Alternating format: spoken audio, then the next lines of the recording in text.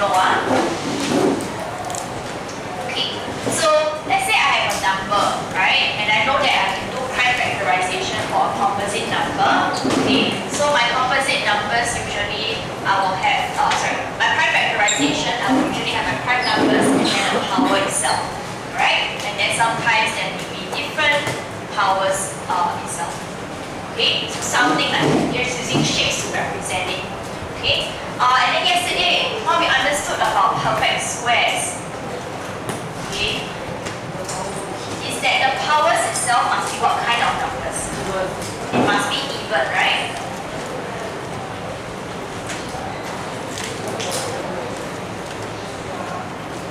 Okay, and what is an alternative word for powers? Index, okay, indices. Okay, so indices is plural, index is singular. Okay, then what do we say about perfect cubes then? It must be divisible by 3 grid.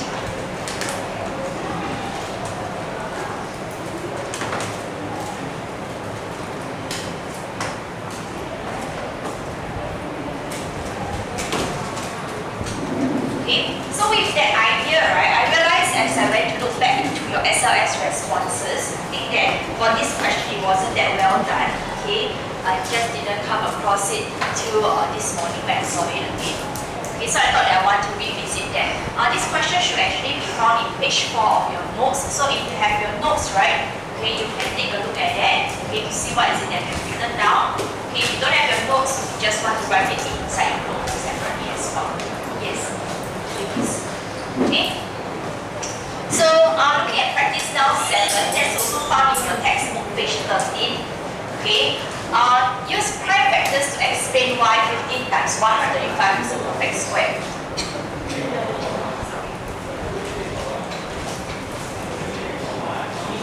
Okay, so I saw some of the responses that you have put in. And I think that the response itself was not that great. I think some of you have the idea but not able to actually fully construct it into good sentences. Okay, so let's try to understand this question first. Question says use prime factors. Okay, and then what is objective of the question? Objective of the question is to explain, okay, why this number is a perfect square. Okay, so to explain why something is a perfect square, we can rely on our understanding over here that for perfect squares, the powers must always be even. Okay, so what powers are we referring to? Our powers, we're referring to our prime factorization over there. Then this brings back very nicely to what the question wants us to do, which is to use prime factors. Okay, so for the number 15 times 135, question specifically say use prime factors, so they're not expecting you to press into your calculator to actually solve this question. Okay, what they want you to do is to break down the number 15 and the number 135 into its corresponding prime factors. Okay, for the number 15, if you like to, you can of course do this ladder method if you want to, but if you are very good in your multiplication for the number 15, okay, you should be able to see that 15 is none other than just 3 times 5, right? Okay. Then for 135, similarly, you can do the same method. Okay. And then what you will achieve is, what you achieve is that you can divide it by 3 first. And then you will get 45, divide 3 again. Okay, and then you get this. So for the number 135, you can break it down into 3 times 3 times 3 times 5. Agree? Okay, any confusion, anyone lost at this stage? Yeah, so this is what it means by using prime factors. Okay, so what we're doing here is following the question's instruction.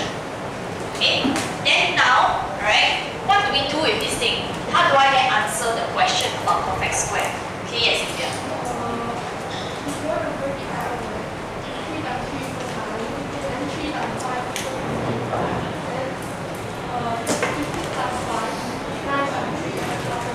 Okay, I think you're suggesting quite a lengthy method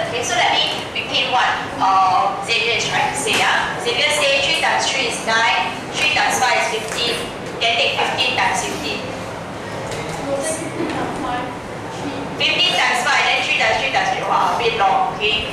Then never mind, I think you have the idea now, okay? But then, what is our objective over here? So Xavier, for us, right, our objective was we want to show that it's a perfect square, and to show perfect square, we want the powers to be even numbers. So what I want to do is to place it into index form first, because this is what we call index form, right? For the trees, how many trees do we have in total? 4, right? Okay, and for our 5s, we have 2. Agree? So this is where we make use of prime factorization, make it simpler, write it into its index form. Okay, and then we have 3 to the power 4 times 5 squared. Then we have our powers appearing already, right? Okay, and then we can conclude that based on our powers, okay, they are even, therefore it is a perfect square. Yes, Angel?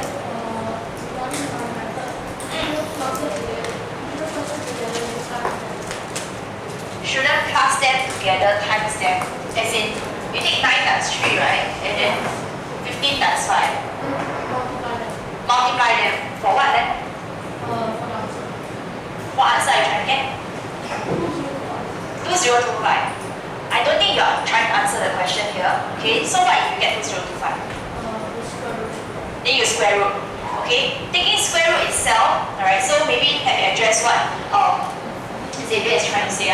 Xavier is trying to say you take 3 times 3, then after times 3. It's just a simpler way, or rather a mental sum of way to actually solve to find out what is 15 times 135 without pressing your calculator. Okay, you don't get your 2025, okay, and then just taking square root of it, right? Okay, you're not using prime factors to actually solve it, to actually answer the question about why it is a perfect square. Okay, what you did not make use of this method at all. Okay, so therefore I wouldn't be able to accept that method itself. Okay, so what I'm trying to say over here is how do we use specifically this method to explain that it is a perfect square? Okay, of course it is going to be easy that I just take calculator can already what 15 times 135, then I take square root and then check whether is it going to be a whole number. That is a very easy process. Okay, I did not even test you about it. Okay, but what I want to test you about is about whether you can do the prime factors, okay, and then after that see whether is it going to be a perfect square or not. Okay, because what if I change the question? I don't even give you the number at all. Okay, I give it to you all in algebra because that's going to be our focus for this year as well. Okay, where we learn algebra, right? If I give it to you in algebra, then will you be able to solve it? You understand? Okay, because we don't have our numbers to deal with. Okay, therefore, we will need to rely, okay, on this method and our understanding that the powers must be even numbers in order to conclude that it is a perfect square. So now, this is not going to be sufficient. We need to explain why. Okay. So from here, what is it that we can interpret? I need to write it out in words. Okay, I will say that since, okay, so provide evidence, since the powers of the prime factors are even, okay, which is what we're trying to make use of over here. Okay, 15, then we say therefore 15 times 135 is a perfect square.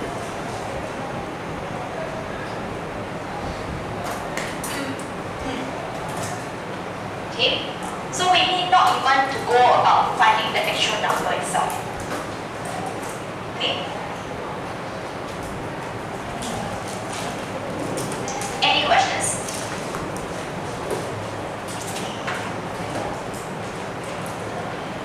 Then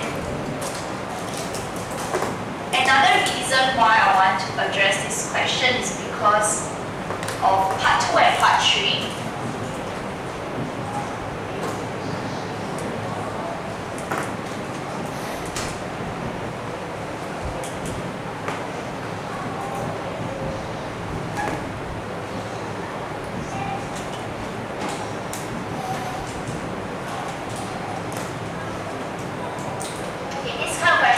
Common. So we need to have an understanding of what the question is trying to say first. Okay, so going back to understanding the question, k is a non-zero whole number. That means your k cannot be 0. It must be a whole number.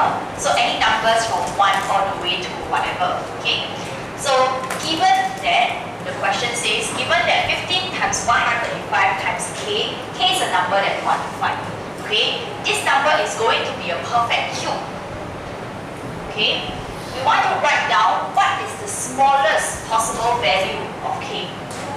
Okay, so this smallest value of k is our objective of the question.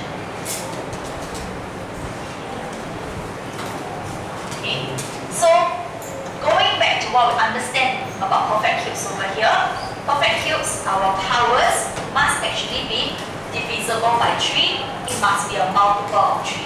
Yeah, on the other way of phrasing. Okay, so looking at this number, 15 times 135 times k. Earlier on, I already have 15 times 135 to be expressed as 3 to the power of 4 times 5 squared. Right?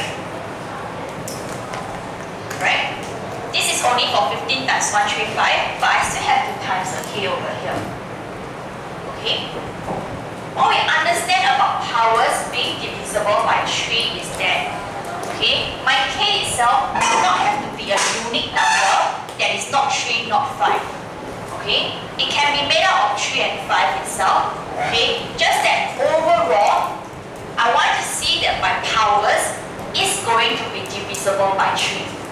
At this juncture, looking at the power of 4 and 2, is it divisible by 3?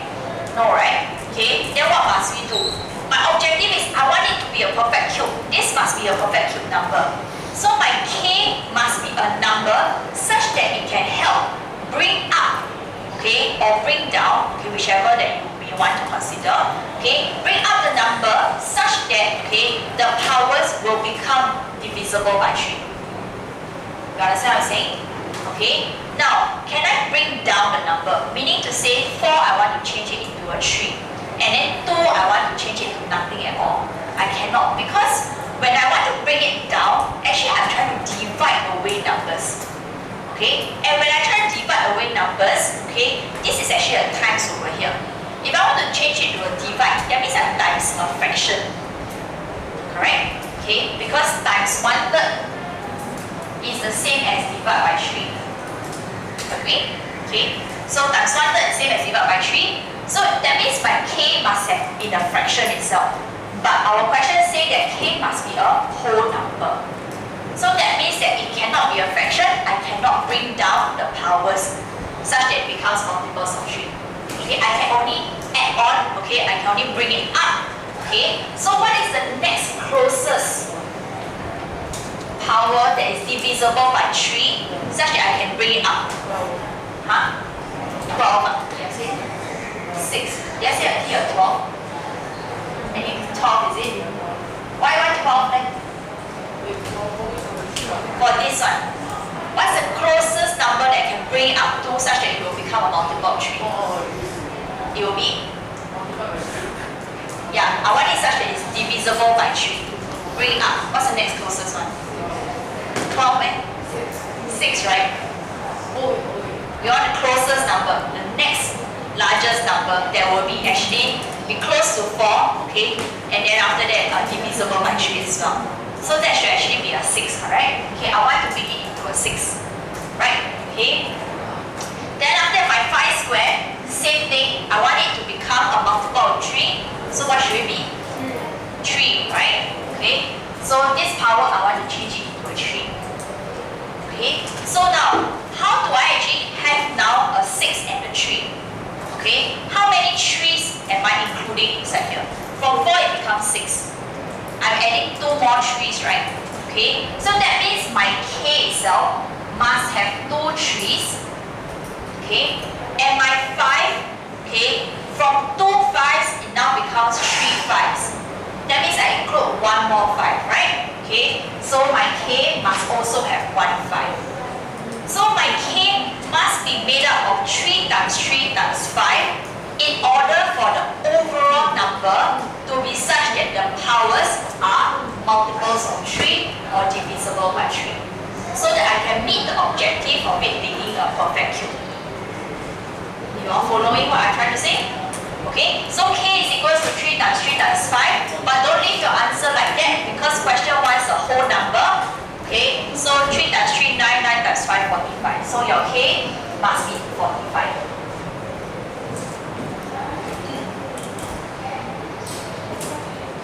Okay?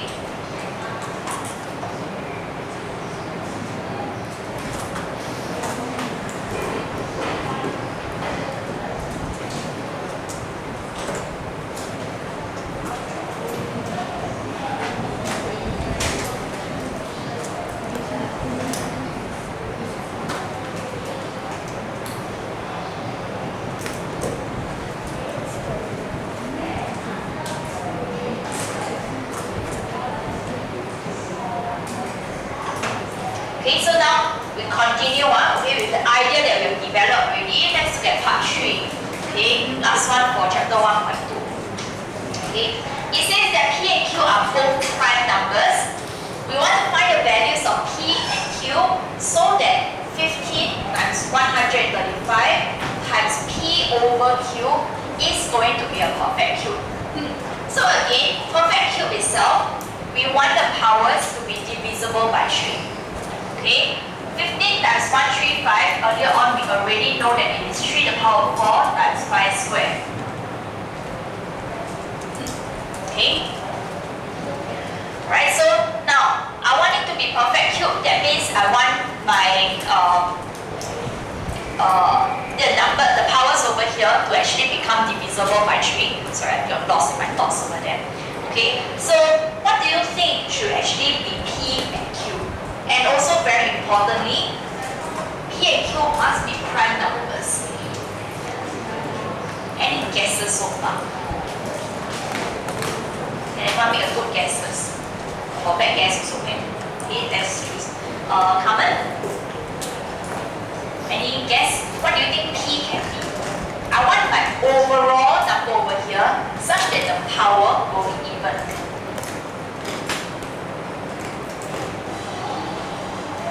Sorry, not even, multiples of 3. Any guess about what P or Q is? Or you want to guess one only, it's okay. Alright, speaking. Or don't know, also cannot. No idea. Okay, maybe Carmen, you choose for me one person that can help you. Say again? Huh? Emmanuel. Okay, where's Emmanuel? Oh, okay, Emmanuel, yes.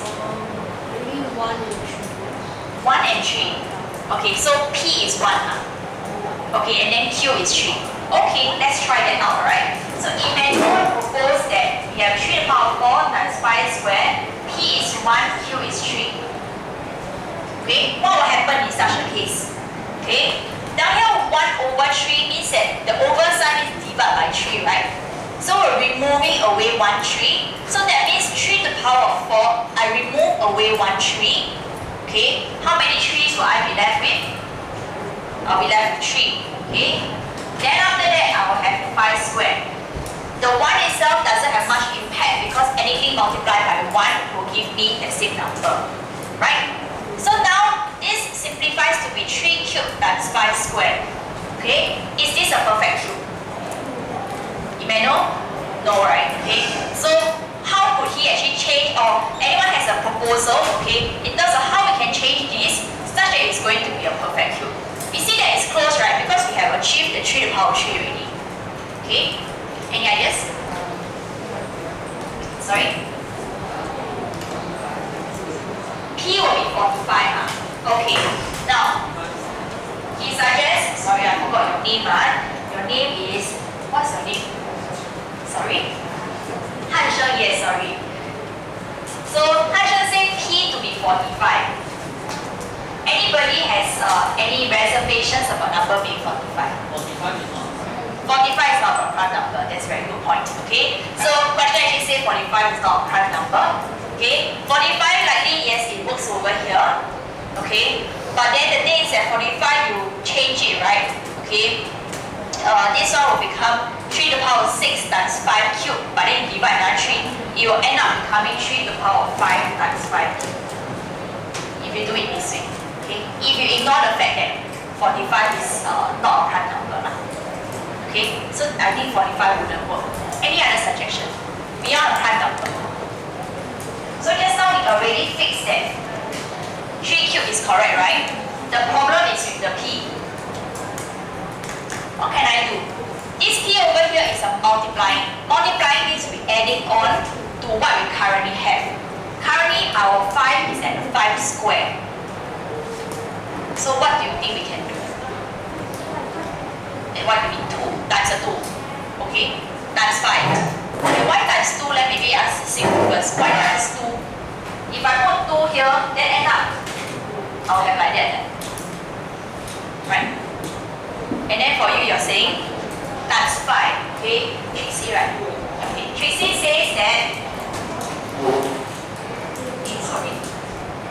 our p should be 5 instead. If our p is 5, okay, 5 and 5 squared, total we have 3 5s. Okay, so end up we will have this. Is 5 a prime number? Yes, right? Okay, so therefore, what does this tell us? Okay, our p is going to be 5, q is going to be 3. Such that overall, I'm saying that my powers, okay, are going to be multiples of 3 or divisible by 3. Are you following what I'm trying to say? Okay, so this will be the answer. Okay, find the value of p and q. So to answer the question, p equals to 5 and q equals to 3. Okay.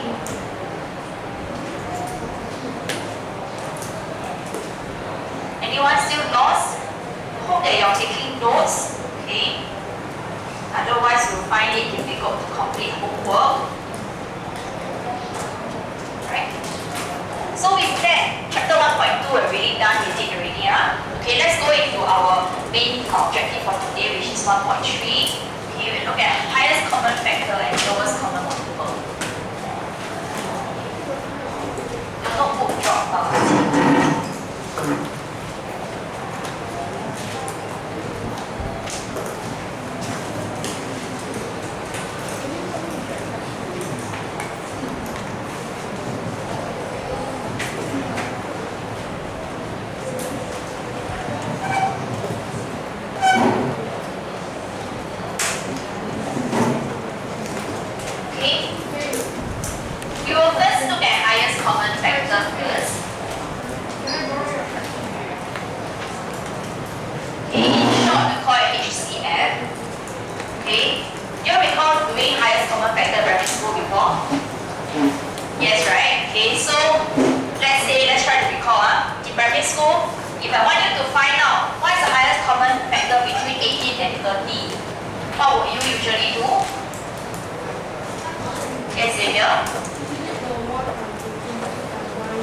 So we go and find out all the factors, right?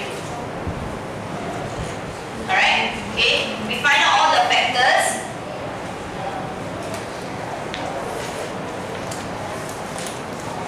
And you'll have it like that. Okay? So we will list it out. Right? Then after I can conclude that from this list, the highest common factor will be, what is it going to be? 6, right? Because common number, they are all factors over here. So HCF of 18 and 30 equals to 6. Okay? This is something that can work if the numbers are small. Okay? We can actually break it down to find out all the factors. But what if, okay, I gave you a very big number? Then how? Okay? For example, what if I give you 50 and 84? Okay, maybe 50, maybe still manageable. Okay, not such a big number. But what if 500 and 840? Okay, to actually list it out like that is going to be challenging itself. Okay, so what we'll be doing is we'll be using prime factorization, which is a method we have already learned. Make use of that to help us efficiently go about finding all the highest common factor and later on lowest common multiple okay, for all the different numbers that could exist. Okay, in fact, even if I don't give you numbers, if I give you just prime factorized form, okay, in its indices, in its powers and all that itself, index form itself, okay, you are still able to go and find out what is the highest common factor and lowest common multiple. Okay, so let's start with something manageable first, okay, to learn what the method is like. Alright? So let's look at practice now 10 in your textbook, page 17.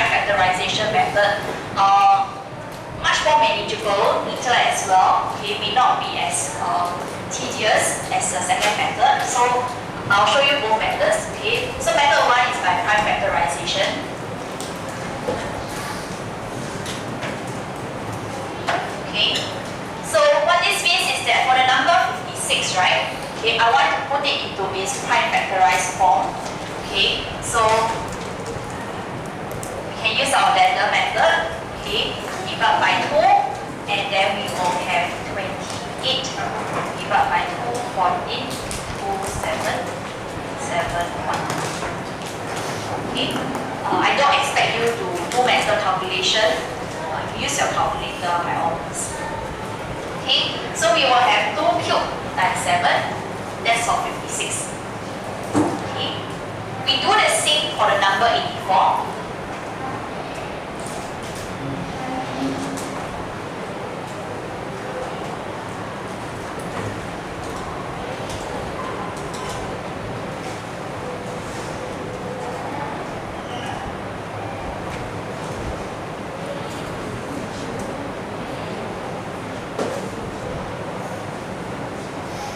Okay, so for number 84, we will get 2 squared times 3 times 7.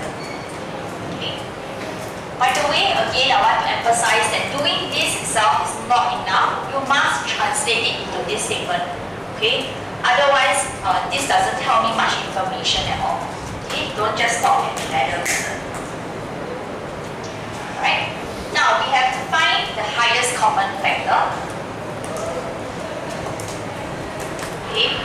What we understand about factor is that it is a number such that if multiplied by another number, it will give me this value itself.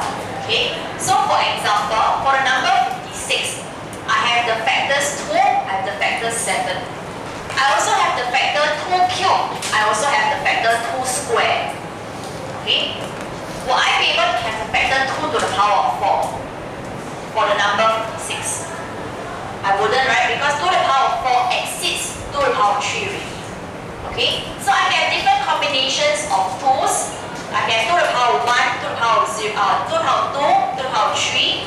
I can also have 7.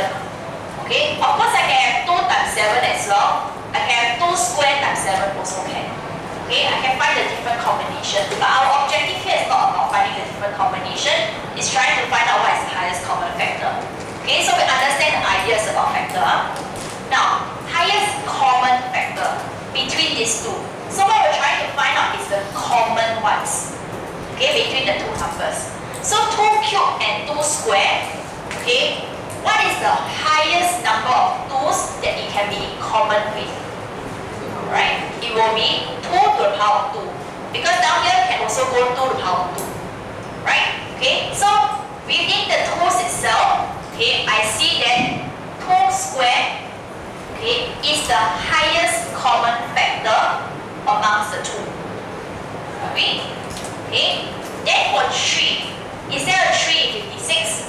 There isn't, right? Okay? So is there any 3's in common? There isn't. So therefore I cannot choose the 3. 7. Okay, I want 7 in both. That is the highest it can go. Okay, so highest common factor amongst the 7 is a 7. 1 7 only. Okay, so our highest common factor will be made up of 2 squared times 7, okay, which is going to be equals to 28.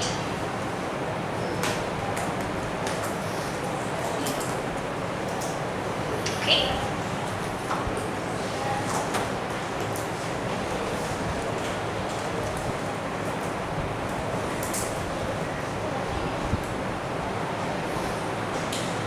Now let me show you method 2.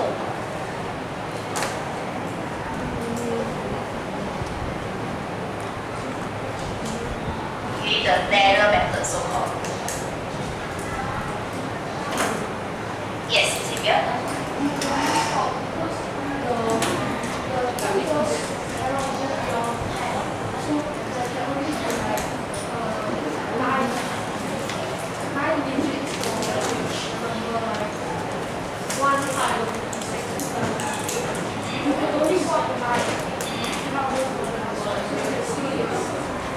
Oh, for these numbers lah.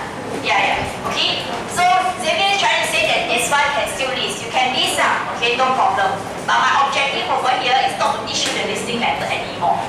Okay? Because later on I'll show you more questions. You realize that the listing method will no longer be efficient.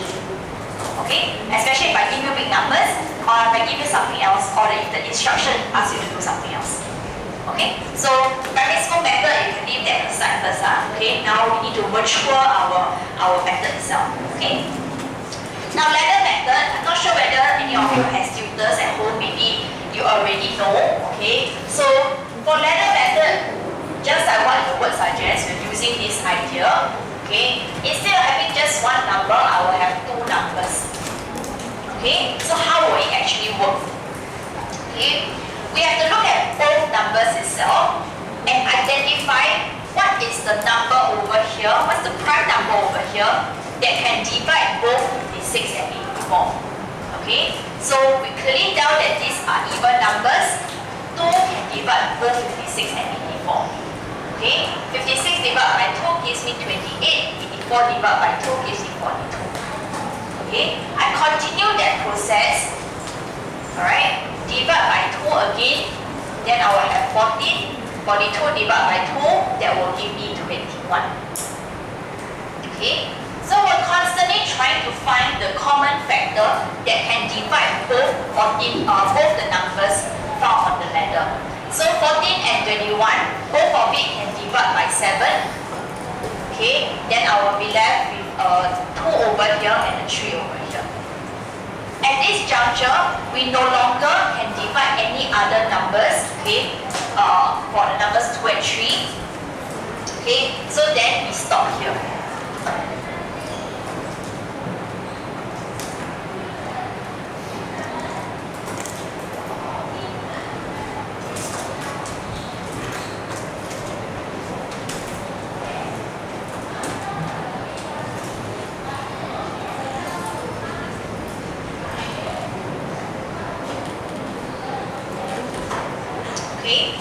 Then what do I do with this ladder? Okay, this ladder doesn't tell me anything until I find the highest common factor. Okay, so my highest common factor will be found based on these numbers over here, which is 2 times 2 times 7. Okay, and that will give me 28. Same answer as here. Okay.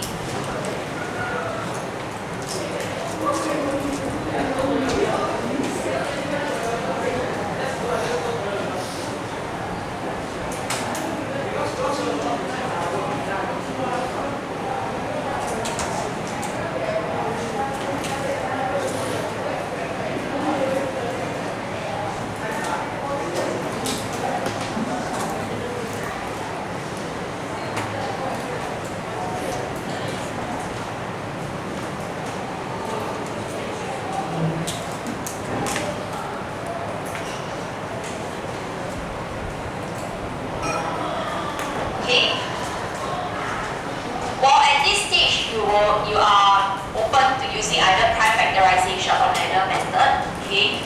But for most of the time, I will want to actually employ using prime factorization, Okay, because from experiencing questions that are being tested, okay, usually we have more prime factorization questions.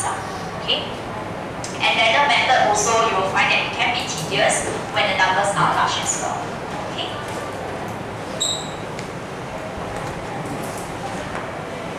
Any questions at this juncture? Alright.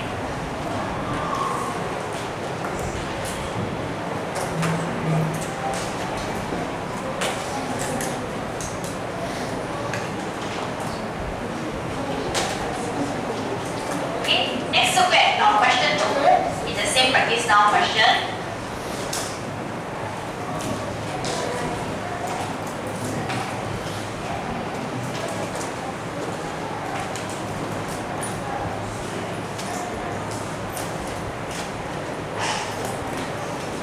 You don't have to copy down the question, by the way. I'm just writing it so that we all have a clear view of the question.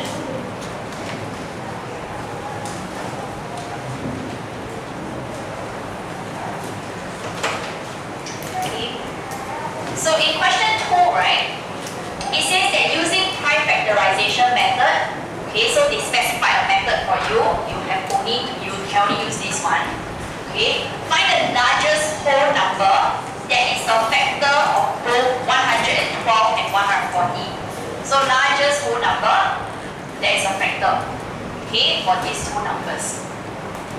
What this simply means is just a lengthy way of telling you to find HCF. Okay, so largest will actually be a clue to tell you that we're looking for the highest common factor. They are synonyms. Okay, I want to give you about 3 minutes. Go and try out the method that I just taught you, okay, for 112 and 140. Okay, so can you try and work that out in your own notebook? Okay, if you're still not clear, you raise your hand and come over to me. Okay, give you 3 minutes.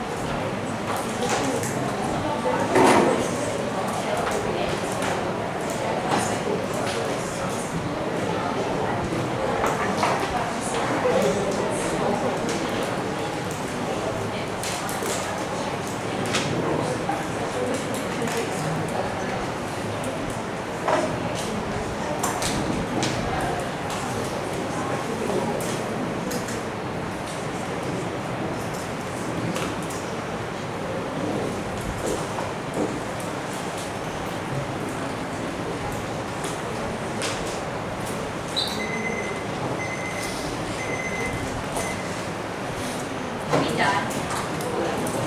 No.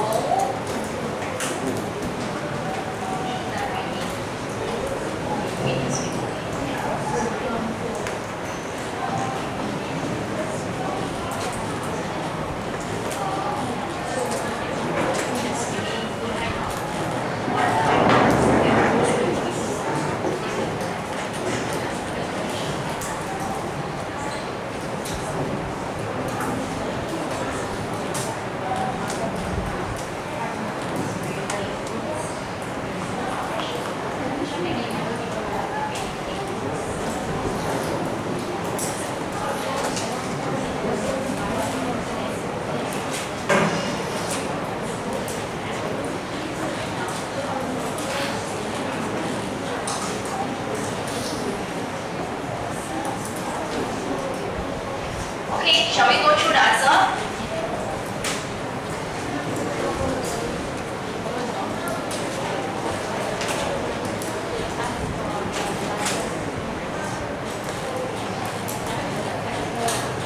Okay, so for the number 112, sorry, let me just check what time my lesson end again. 10:40. Okay, so for the number 112, right? Do the ladder method. Okay, I think some of you are very familiar, very quick at it already. Okay, so we will have 56 to 58 to 14, 7, 7, 1. Okay, so this will then tell us that we have 112 equals to 2 to the power of 4 times 7. Right? We do the same for the number 140. Just write it here.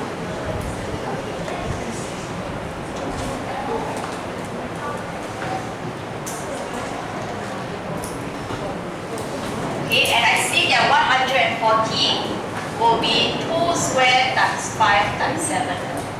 Okay, I hope that we're all able to at least get this. Alright, next, highest common factor. Okay, let's choose one person to tell me how many 2's should I be taking out? Zhihan, is it? I'm sorry. Yes. Is it Zhihan or Zhihan? Zhihan. Okay, Zhihan, can you tell me how many 2's do I take out? 2 to the power of 2, okay? So we want a common one, highest number, it will be 2 squared, okay? Then after that, do I take out any 5? Shan? No? Okay, how about 7? 1, 7, okay. So 2 squared times 7, do I leave my answer like this? What should my answer be? 28. Somehow, same answer as previously, okay? Just a coincidence. Alright? Any questions? Okay, if no questions, then let's take a look at question 3 before we call it a day.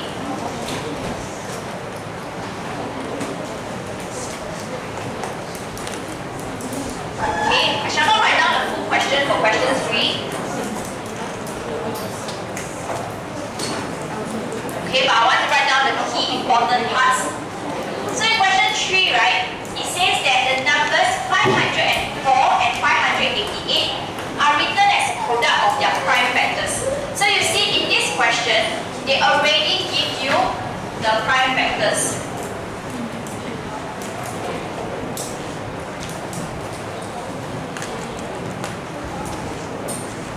Okay, so do I have to actually go about doing this process again?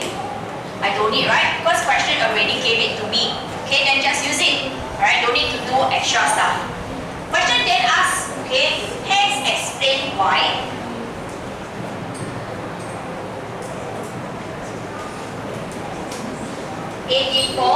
Is the greatest whole number that will divide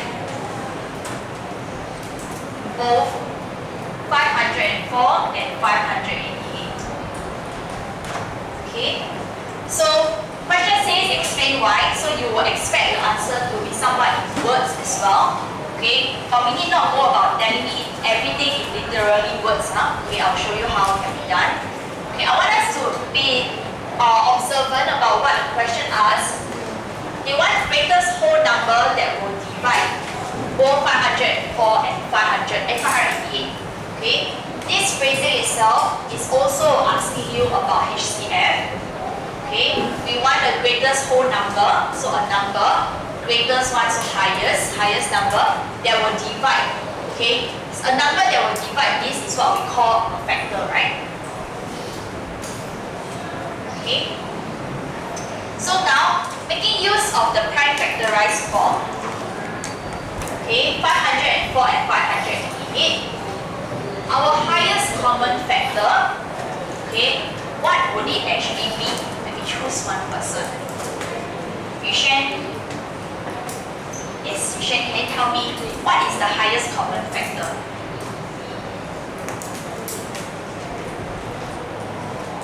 Tell me what to take out. Don't need to tell me the final answer. 2 to the power of. Let me try.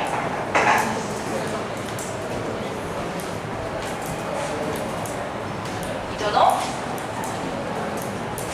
Yes, no, you don't know. Okay, so I give you a hint now, you share. I still want you to give me an answer. Okay, 2 cubed and 2 square. I take the common one and the highest one that's in common. Okay, so 2 cubed, 2 square. Highest one that's in common, I have 2 2's, they are in common. So I take out 2 square. Okay, can you tell me how to continue? What should I continue to take out? How many 3's? 1 3. And how many 7? 1 7. Great. Okay, so as you know, just say maybe don't know how to see. Alright, so 2 square times 3 times 7, okay, that will actually end up giving us 84. Okay, if you press that into your calculator. Okay, so question now asks, explain why 84 is the greatest whole number. So we say that since the HCF of 504 and 588 is 84. 84 is the greatest whole number that will divide 504 and 588.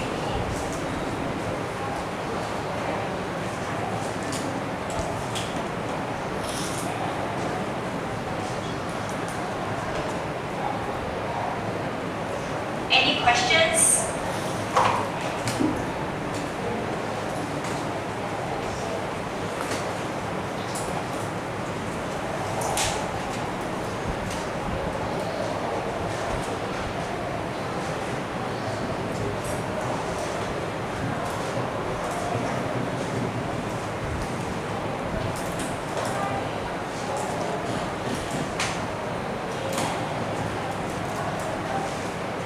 I ask you this one last question.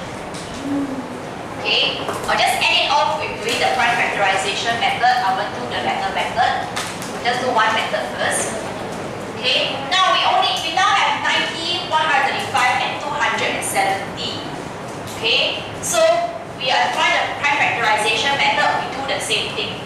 Okay, so for 90 itself,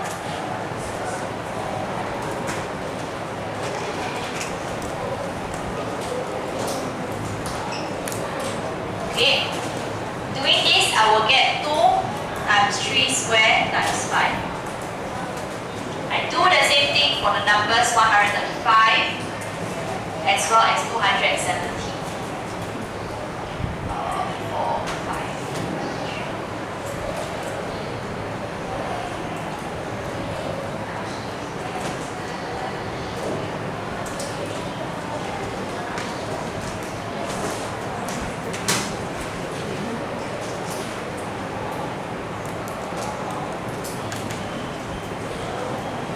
Okay, I don't expect you to have the same as me. You must know that I've been doing this for years. In fact, I told you all that I've been doing this for 9 years. Okay, so you can take your time.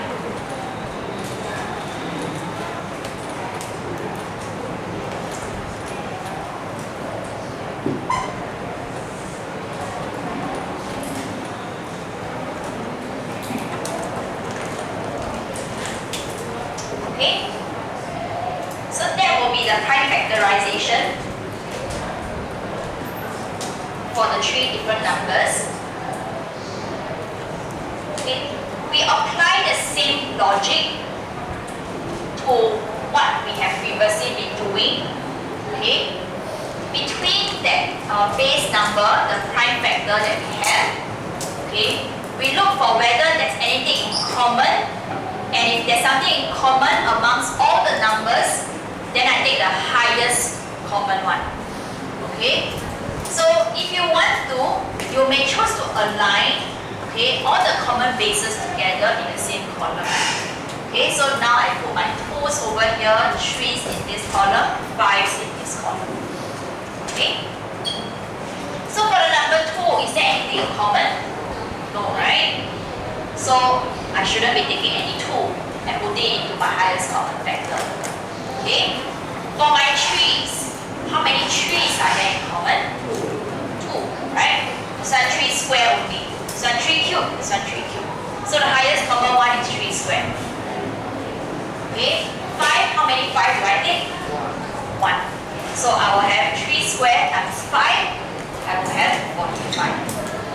Okay? So maybe to also address what Xavier wanted to do at the start is to do everything by listing. You notice that if I do by listing, 3 numbers is going to be tedious. If I give you 4 numbers, 5 numbers, it's also going to be tedious. Okay? So therefore, doing this prime factorization method does help to reduce the tediousness from listing itself. Okay? Okay? I don't want to hold you back from going to your next lesson, so we'll just end this off here. Okay? Next week, remember to submit your homework.